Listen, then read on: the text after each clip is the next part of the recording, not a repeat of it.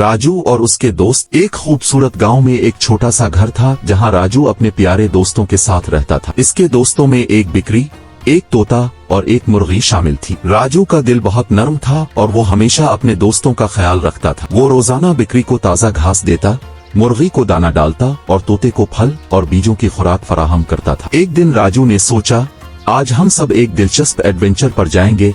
उसने अपने दोस्तों को इकट्ठा किया और कहा, आज हम सब नए रास्ते की तलाश करेंगे जो हमने पहले कभी नहीं देखा। सब दोस्त बहुत खुश हो गए और राजू के साथ तैयार हो गए। बिक्री ने कहा, मैं तुम्हारे साथ चलूंगी, मुझे घास मिल जाएगा। तोते ने कहा, मैं तुम्हें ऊपर से रास्ता बताऊंगा। और मुर्गी ने कहा, मुझे दाना मिलना चाहिए, फिर मैं तुम्हारी मदद करूंगी। सब ने मिलकर एक नया रास्ता तलाश करना शुरू किया। राजू ने अपने दोस्तों को प्यार से कहा, हम सबको एक दूसरे का ख्याल रखना होगा ताकि हम रास्ते में खुश रहें। तो राजू, बिक्री, तोता और मुर्गी सब मिलकर गांव के बाहर एक खूबसूरत मैदान में पहुंचे। वहां पहुंचकर राजू ने सबको कहा, इब हम सब एक साथ खेलें।